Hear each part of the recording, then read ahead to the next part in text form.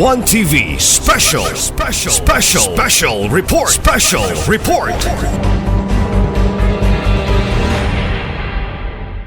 Due to the urgency of this request and resolution, I move with the Honorable Sakin to pass this on the second and final reading, waiving the internal rules. This resolution approving the conduct of the validation of ARB Household Representative of GALA Comprehensive Agrarian Reform Program Beneficiaries Association on September 21, 2023 by the Department of Agrarian Reform Provincial Office in OZAMIZ City. Move for its approval on the second and final reading, waiving the internal rules. Any comment? Remarks? Hearing none, motion approved. Thank you, Honorable Chair. Apo, in session number 5, a resolution approving the conduct of National Family Week on 25 to 29 September 2023 by the Department of Social Welfare and Development, Region 10, in OZAMIZ City. Honorable Chair, I now yield to list of Chairman of the Committee on Social Services, Community Development, Women, Children and Family Welfare, Honorable Lori Winnie Press, to introduce an action on this item, Honorable Chair. The Honorable Lorly Press is now recognized by the Chair for the appropriate motion.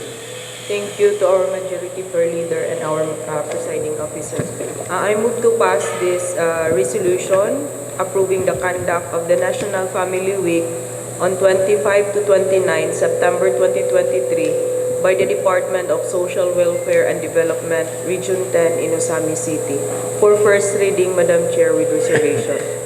Move for first reading with reservations as being presented by Honorable Cypress. Due to the urgency of this matter, Madam Chair, I move to pass this on second and final reading, waiving the internal rules. This resolution approving the conduct of the National Family Week on 25 to 29 September 2023 by the Department of Social Welfare and Development, Region 10 in OZAMIZ City. Moved by Honorable Lorly Cypress for second and final reading, waiving the internal rules. This resolution approving the conduct of the National Family Week on September 25 to 29, 2023 by the Department of Social Welfare and Development, Region 10 in OZAMIZ City. Move for its approval on the second and final reading, waiving the internal rules. Is there any comment? Further remarks? Hearing none, motion approved on the second and final reading, waiving the internal rules. Thank you, Honorable Chair. Apo, in sessions number 6, number 7, number 8, and number 9 are all activities for the month of September, scheduled to this month, which are all sponsored by the Department of Agrarian Reform Provincial Office of Society, Honorable Chair. So, I recommend that this will be taken honestly. I now yield to the Chairman of the Committee on Agrarian Reform and Agriculture, Honorable Jun Sakin, to introduce an recommend action on these 4 Apo sessions, Honorable Chair, 6, 7, 8, and 9. Honorable Chair, thank you. The Honorable John Sakin is now recognized by the Chair for the appropriate motion on items 6, 7, 8, and 9. Thank you, Honorable Chair.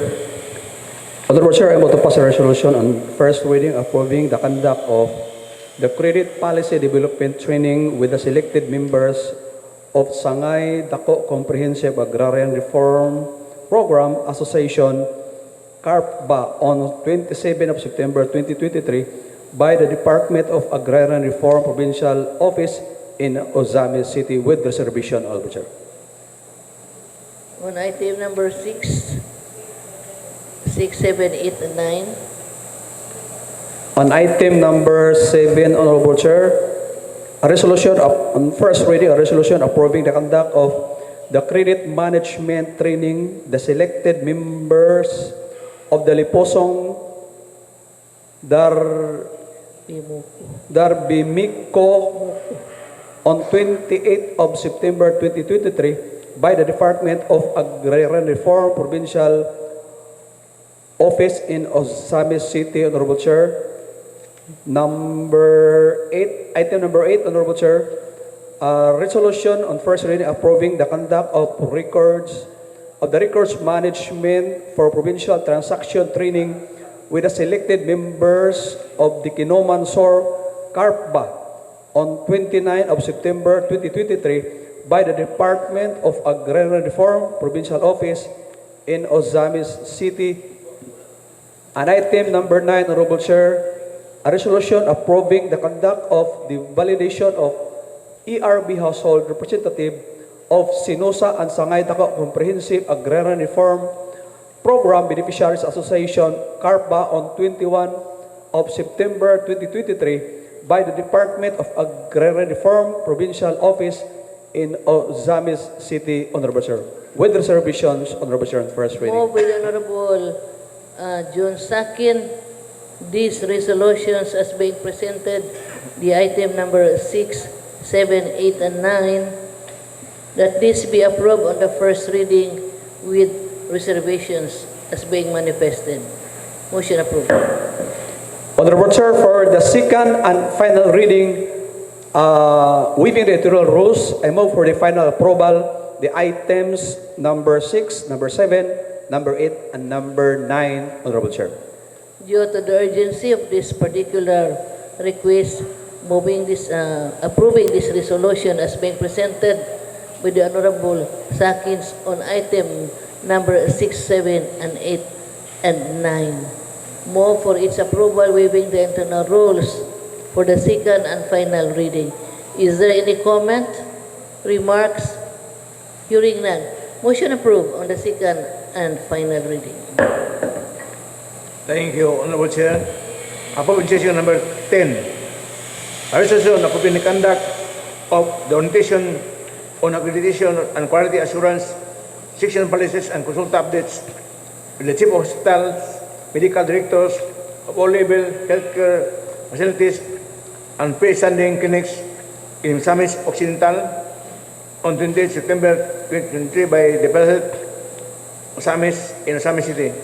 And I yield to Chairman the Committee on Health and Sanitation, Honorable Catherine Chilim, to introduce and recognize on this item, Honorable Chair. The Honorable Lim is now recognized by the Chair for the appropriate motion. Thank you, Madam Chair. I would like to pass a resolution approving the conduct of the orientation on accreditation and quality assurance section policies and consulta updates with the Chief of Hospitals and Medical Directors of all level healthcare facilities and freestanding clinics in Misamis Occidental on 28 September 2023 by PhilHealth OZAMIZ in OZAMIZ City for first reading with reservation. Motion approved on the first reading with reservation. Thank you, Madam Chair. Due to its urgency, I would like to pass this for second and final reading, waiving the internal rules. Due to the urgency of this request, the Honorable Lim is passing this on the second and final reading, waiving the internal rules. This resolution as being presented. Is there any comment, remarks? Hearing none, motion approved on the second and final reading, waiving the internal rules. Thank you, Honorable Chair. Approve session number 11.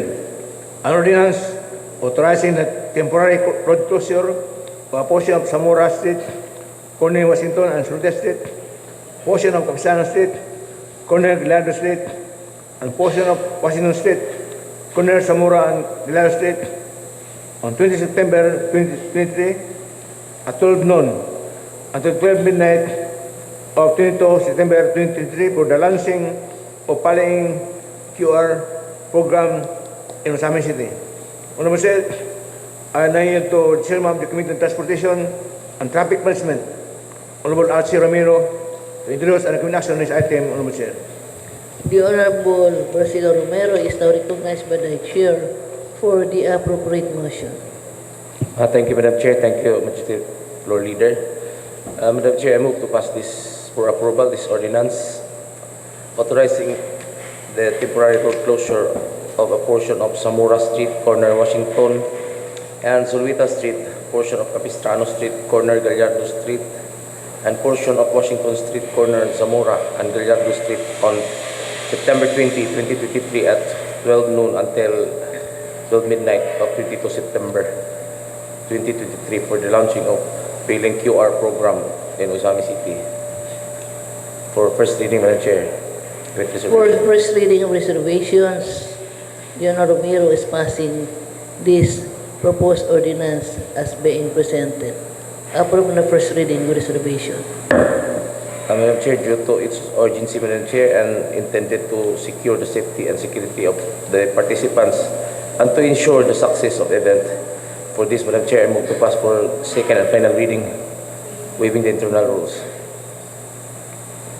Presented by Leonor Romero to pass this on the second and final reading, waiving the internal rules, this ordinance authorizing the temporary road closure of a portion of Zamora Street, corner Washington, and Zulueta Street, portion of Capistrano Street, corner Gallardo Street, and portion of Washington Street, corner Zamora and Gallardo Street on September 20 at 12 noon until 12 noon midnight of 22 September 2023 for the launching of Paling Quarter program in OZAMIZ City. Move for its approval, waiving the internal rules on the second and final reading. Is there any comment, remarks?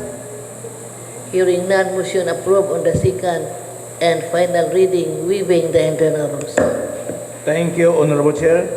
Ako, in session number 12, a resolution approving the conduct of shielded metal arc welding in situ starting on 20 September 2023 by SBLL College Incorporated in OZAMIZ City, and I yield to the Chairman of the Committee on Education, Honorable Cecil Yuko, to introduce and recommend action on this item, Honorable Chair. The Honorable Cecil is now recognized by the Chair for the appropriate motion. Thank you, Madam Chair. Thank you, Majority Floor Leader. I move to pass a resolution approving the conduct of shielded metal arc welding NC2 starting tomorrow by HBLL College Incorporated in OZAMIZ City for first reading with reservation. Move by Honorable Ko to pass this resolution on the first reading with reservation. Motion approved. Thank you, Madam Chair. Due to its urgency, since the course will be offered starting tomorrow until September 20, 2023, I move to pass this resolution approving the conduct of the offered course by HBLL College Incorporated in Porok 6, Bañadero, OZAMIZ City, shielded metal arc welding NC2 for second and final reading, waiving the internal rules. Moved by Honorable Cecil Ko to pass this on the second and final reading, waiving the internal rules. This resolution approving the conduct of shielded metal arc welding NC2 starting on September 2023 by HBLL College Incorporated in OZAMIZ City. HBLL College Incorporated through Ms. Lily Besa separates for their program on the conduct of shielded metal arc welding in situ. Move for its approval on the second and final reading, waiving the internal rules. Any comment for the remarks? Hearing none, motion approved on the second and final reading. Thank you, Honorable Chair. Ako, in session number 13, a resolution approving the conduct of motorcade and press conference activities in line with the Consumer Welfare Month celebration on 2 October 2023 by Department of Trade and Industry, Provincial Office in OZAMIZ City. Honorable Chair, I yield to Chairman of the Committee on Trade, Commerce, and Industry, Honorable Catherine Silim, to introduce and recommend action on this item, Honorable Chair. The Honorable Catherine Lim is now recognized by the Chair for the appropriate motion.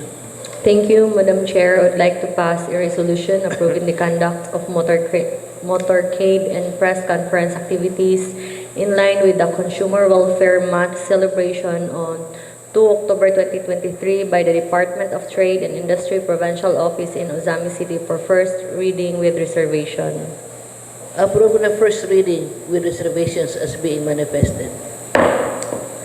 Due to its urgency and public interest, I would like to pass this resolution for second and final reading waiving the internal rules. Due to the urgency of this request, the Honorable Lim is passing this resolution approving the conduct of motorcade and press conference activities in line with the Consumer Welfare Month celebration on October 2, 2023 by the Department of Trade and Industry Provincial Office in OZAMIZ City. Move for its approval on the second and final reading, waiving the internal rules. Is there any comment? Remarks? Hearing none. Motion approved on the second and final reading, waiving the internal rules. Thank you, Honorable Chair. Approve on session number 14, a resolution approving the conduct of the credit management training with the selected members of TIGOS Comprehensive Agrarian Reform Program Association on 22 September 2023 by the Department of Agrarian Reform Provincial Office in OZAMIZ City. And I yield to the Chairman of the Committee on Agriculture and Agrarian Affairs, Honorable Jun Sakin, to introduce and recommend action on this item, Honorable Chair. The Honorable Jun Sakin is now recognized by the Chair for the appropriate motion. Thank you, Honorable Chair. A resolution approving the conduct of the credit management training with the selected members of the TIGOS Comprehensive Agrarian Reform Program Association, KALAMBO-AN, on 22 of September 2023 by the Department of Agriculture, Agrarian Reform Provincial Office in OZAMIZ City on first reading, Honorable Chair, with reservation. For first reading with reservation, motion approved. Honorable Chair, for the second and final reading, as I stated a while ago, and waiving the internal rules. Due to the urgency of this resolution, the Honorable Sakin is passing this on the second and final reading, waiving the internal rules as being presented. Is there any comment? Remarks? Hearing none. Motion approved on the second and final reading, waiving the internal rules. Thank you very much, Honorable Chair. Approve session number 15, a resolution approving the conduct of assessment, consultation, and trials act session on 27 and 28 September 2023 by the Department of Trade and Industry Provincial Office. Again, I yield Chairman of the Committee on Trade, Commerce, and Industry, Honorable Catherine C. Lim, to introduce and recommend action on this item, Honorable Chair.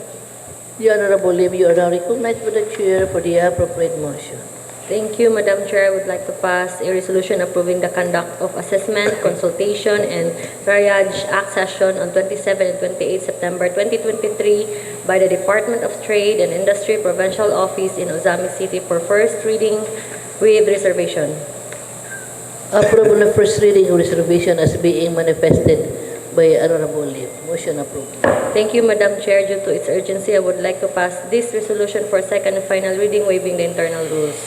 Due to the urgency of this request, the Honorable Lim is passing this resolution on the second and final reading, waiving the internal rules. Is there any comment? Remarks? Hearing none, motion approved on the second and final reading. Thank you, Honorable Chair. Approve session number 16 and 17 are both quarterly service, agricultural service being sponsored by the PSA Provincial Office and Science Day, Honorable Chair. The number 16 and 17 are both to be held on 19 September to 30 September 2023 and are being done, survey will be done in different barangays. The agricultural survey in Malaubang, Kalangan, Embargo, Quinoma Norte, Lamaan, Maningkol, Singayjot, Pulot, Babay Sanluque, Babay Sadakos, Babay rin po Katalban, Manabay, Limonona, Dunyok Sulo, Sinusa Tabid, Antinago.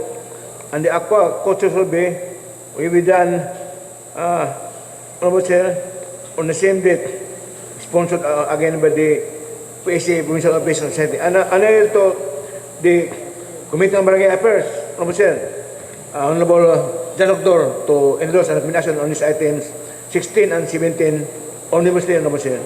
The Honorable John Doctor, you are now recognized by the Chair for the appropriate motion. Thank you, Honorable Chair. Thank you, Majority Floor Leader. For this request by our City Mayor to pass a resolution approving the conduct of the quarterly and agriculture survey in Barangay Malaobang, Karangan, Embargo, Kinuman Norte, Lamaan, Maningkol, Sangaydio, Pulot, Baybay San Roque, Baybay Santa Cruz, Baybay Triunfo, Katadman Manabay, Dimaluna, Dunya Consuelo, Sinusa, Tabid, and Tinago on September 19 to 30, 2023 by PSA Provincial Office in OZAMIZ. In the same request by our Provincial Office in OZAMIZ, another request for our approval, Honorable Chair, a resolution approving the conduct of the quarterly agriculture survey on September 19 to 30. An omnibus motion for these two items, Honorable Chair. I so move for first reading with reservations. Move by the Honorable John Doctor to pass this on the first reading with reservation as being presented. Motion approved. Thank you, Honorable Chair. As being presented a while ago, the two resolutions, the two requests of our provincial PSA Provincial Office regarding the conduct of quarterly agriculture survey and quarterly aquaculture survey for second and final reading, Honorable Chair, waiving the internal rules on joint motion.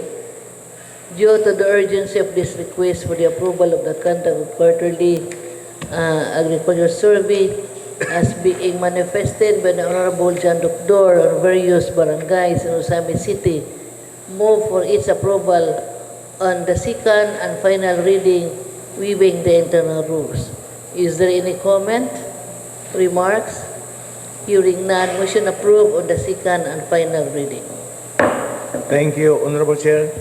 Upon session number 18, a resolution authorizing the local chief executive, Honorable Henry A. Pamela Jr., to enter into and sign on behalf of City Government of OZAMIZ the Memorandum of Agreement with farmers associations within the territorial jurisdiction of OZAMIZ City for the implementation of the Since OZAMIZ Rice Farmers Full Assistance Ordinance. Honorable Chair, and I yield to Chairman of the Committee on Agriculture, Honorable John Sakin, to recommend and introduce action on this item, Honorable Chair.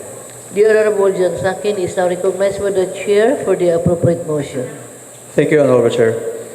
Honorable Chair, I move to pass a resolution authorizing the local chief executive, Honorable Henry F. Uwamina Jr., to enter into and sign on behalf of City Government of OZAMIZ City the Memorandum of Agreement with farmers associations within the territorial jurisdiction of OZAMIZ City for the implementation of the Ascenso OZAMIZ Rice Farmers Full Assistance Ordinance, Honorable Chair. On first reading, Honorable Chair, with reservation. For first reading with reservations, move with the Honorable John Sakin the proposed resolution. Move for first reading with reservation. Thank you, Honorable Chair. For the second and final reading and joint motion, I move for the final approval, Honorable Chair, as I manifested a while ago, Honorable Chair. Due to the urgency of this request resolution, authorizing the local chief executive, Honorable Henry F. Uwamina Jr., to enter into and sign on behalf of City Government of OZAMIZ the Memorandum of Agreement or the MOA with Farmers Association within the territorial jurisdiction of OZAMIZ City for the implementation of the Ascenso OZAMIZ Rice Farmers Full Assistance Ordinance. Move for its approval on the second and final reading, waiving the internal rules. Is there any comment? Remarks? Hearing none, motion approved on the second and final reading. Thank you, Honorable Chair. Apo, in session number 19, a resolution authorizing the local chief executive to enter into a contract for the improvement of the Barangay Sinosa water supply system located at Barangay Sinosa, Sam City, and perform all acts for the implementation of the project funded from the Barangay Water Supply System or the 20% Development Fund as advocated for by Barangay Sinosa Chairman Honorable Herbert G. Lanha. Water system, supply system, is a public utility. I therefore yield the Chairman of the Committee on Transportation of Public Utility, Honorable Archer Remiro, to endorse and recommend action on this item, Honorable Chair. ONETv Special Report.